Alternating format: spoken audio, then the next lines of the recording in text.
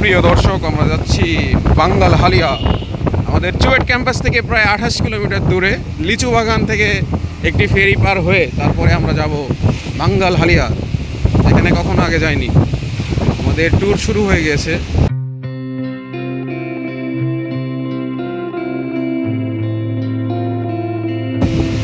রাস্তা একটু বৃষ্টিতে ভেজা, তাই বাইকের ড্রাইভার যারা আছে তারা একটু স্লোলি আগাচ্ছে যাতে অ্যাক্সিডেন্ট না হয়।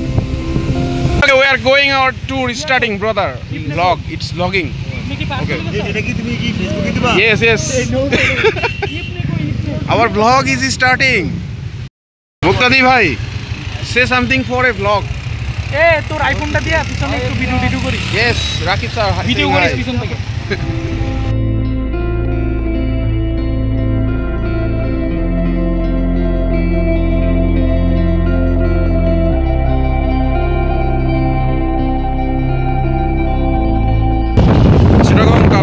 হাইওয়ে অনেক সুন্দর রোড হলেও যদি গাড়ি বেশি থাকে সেক্ষেত্রে কিন্তু অনেক ডেঞ্জারাস। যেমন এই রাস্তায় অনেক সিএনজি চলে, একই সাথে বড় বড় বাসও চলে।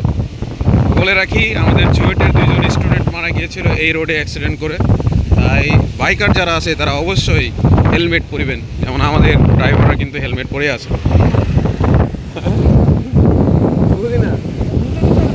যাই হোক, এটা পিলিয়ন হেলমেট একটা শর্ট পড়ছে, এটা পরে দেখতেছি ব্যাপারটা।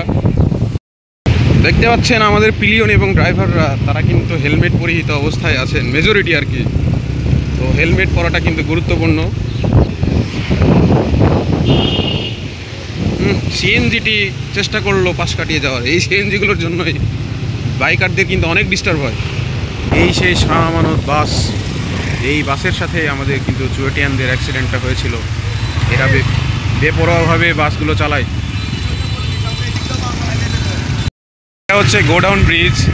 আমরা কিন্তু বাঙ্গাল খালিয়া ওই দিক থেকে এই রোড দিয়েও যেতে পারতাম, কিন্তু আমরা যাচ্ছি লিচু বাগান হয়ে। ওইদিকে একটি ফেরিঘাট আছে, আমরা আসলে ফেরিঘাটটা ব্যবহার করে যেতে যাচ্ছি আর কি। প্রিয় দর্শক দেখুন, রাস্তার উপর দিয়ে পানি কীভাবে বয়ে যায়, কিন্তু ড্রেনের ভিতরে পানি নাই। এটাই হচ্ছে চট্টগ্রাম শহর, এমনকি সারা বাংলাদেশে এটাই অবস্থা। রাস্তার উপরে কাদা, বাইক চালানো কিন্তু এখন অনেক ঝুঁকিপূর্ণ। তারপরে আমাদের দক্ষ ড্রাইভাররা কাদা ছুটে পড়লো একটি সিএনজির কারণে। ওই যে দূরে দেখা যাচ্ছে যেগুলো হালকা সাদা কালো, ওইটা হচ্ছে পাহাড়। কাপ্তাই যাওয়ার পথে এই দৃশ্যটা অবশ্যই সবার ভালো লাগে।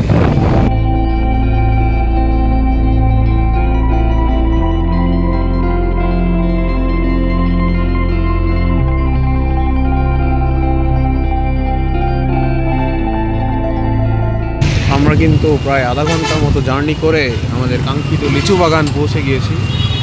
এরপর আমরা ডান দিকে যাব। মুক্তাদি ভাই,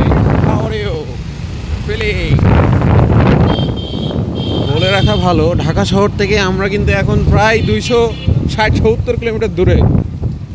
মানে চট্টগ্রামই 246 কিলোমিটার না কত জানো, তাই না ভাই? 47। এই যে সামনে যেটা দেখতে পাচ্ছেন এটা কিন্তু কর্ণফুলী নদী। এখন আমরা বাইক থেকে নেমে বাইকটাকে ফেরির উপর তুলে আমরা এটা পার হয়ে যাব আর কি ওই পাশে। তারপরে আরেকটু জার্নি করে আমরা আমাদের গন্তব্যস্থলে পৌঁছাবো। আমরা এখন ফেরিঘাটে নামবো ভাই।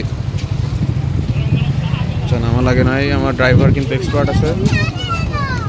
দেখতে পাচ্ছেন আমরা ফেরিঘাটে কিন্তু পৌঁছে গেছি, কিন্তু ফেরি এখনো আসে নাই।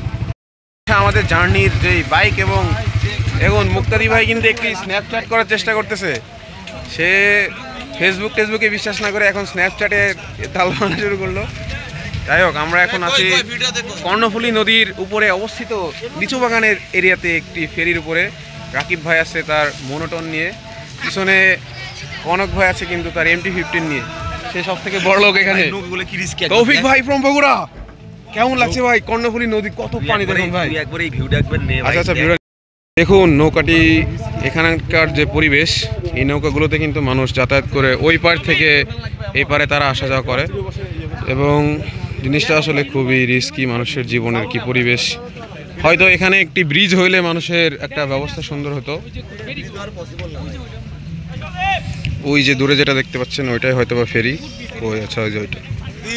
আমরা ক্ষমতায় আসতে পারি সেই ক্ষেত্রে আমরা ব্রিজের ব্যবস্থা করব। ও আচ্ছা ঠিক আছে, প্রচার প্রসারণে নাকি ভাই? আচ্ছা যাই হোক, শুরু করতে টিউশন এক্সপার্ট, একবার দেখ টিউশন এক্সপার্ট কিন্তু ওই এখানে। নৌকার গতিটা একবার হ্যাঁ, এখানে কিন্তু আমরা বিজ্ঞান বাইগান দেখতে পাচ্ছি এখানে। এই যে আপনি দেখুন স্রোতের বেগ কিন্তু এদিকে, নৌকা যাবে কিন্তু ওইদিকে, এই জন্য নৌকা কিন্তু এদিকে মুখ করে ওইদিকে চলে যাচ্ছে। ওটা দেখে কিন্তু নৌকার মাঝিরা কিন্তু এটাও জানে না এটা ভেক্টর। আমার তো মনে হচ্ছে এটা চলে যাবে ভাই সেই ইয়ে দেখা যাক নৌকাটা আসলে ওরাও ultimately চলে যাবে কোথায় যে যায়। এটা তো ইয়া করতে পারতেছে না, কন্ট্রোল নিতে পারতেছে না। যাই হোক, আশপাশের পরিবেশটা কিন্তু অনেক সুন্দর, এদিকে সব পাহাড়ি এলাকা। আমাদের শেষ পর্যন্ত হচ্ছে আমাদের শখটা পূরণ হলো নাকি? হ্যাঁ হ্যাঁ ভাই, এটা কিন্তু আমাদের অনেক আগের প্ল্যান, আন্দোলনের অনেক আগে, তখন মানুষ ভেটো দিছিল। ঈদের আগে ঠিক, এটা হচ্ছে OnePlus ভাই। The ferry boat is finally coming after loading the vehicles. FERRY. Why? Ferry. না FERRY. শিওর ফেরিটি আসছে।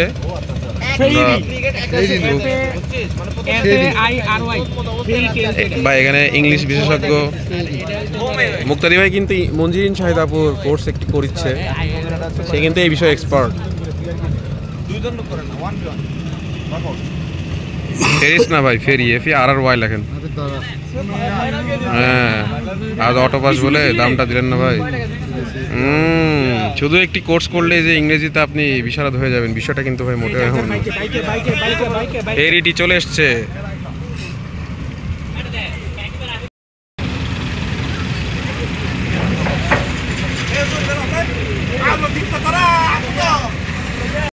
তৌফিক ভাই, আমরা কিন্তু আমাদের ট্যুর প্রায় সাকসেসফুল ভাবে করে ফেলেছি।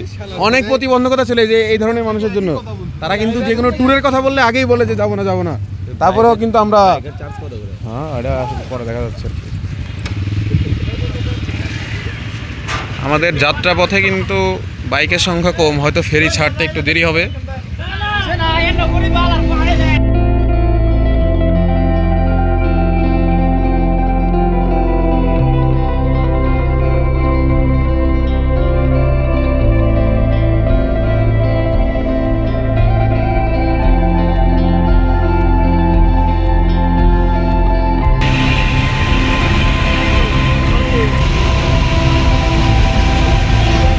গো কনক ভাই।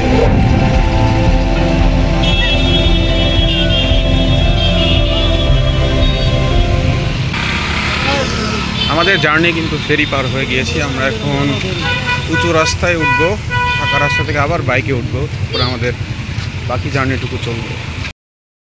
এবার কিন্তু আমার মাথায় একটি হেলমেট আছে, যদিও হেলমেটটা থাকবে কিনা আমি জানি না। লিচু বাগান থেকে কিন্তু আমরা ফেরিটি পার হয়েছি, এখন আমরা বাঙ্গালহালিয়ার উদ্দেশ্যে।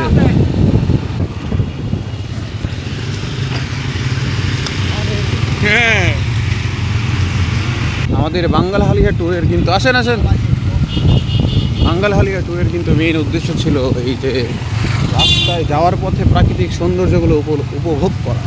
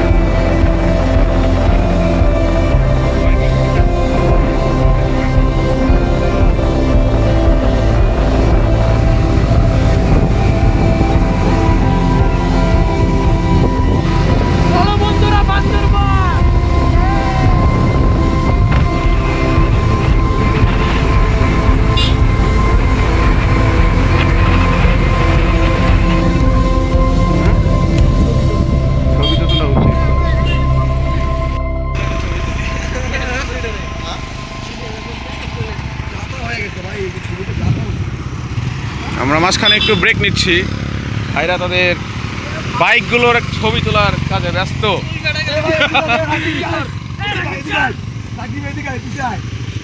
ছবি তুলতে সবাই ব্যস্ত, যার যার বাইকের ইন্ডিকেটর লাইটটি কিন্তু তারা জ্বালিয়ে রেখেছে।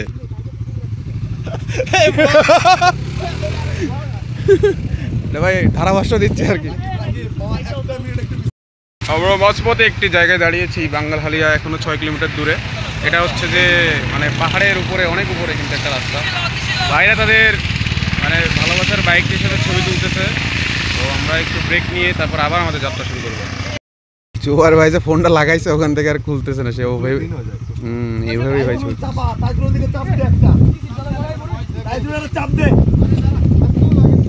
আমার ক্লোজ লক নাই, কোনো বুড়িটা একটু কমা। Close lock.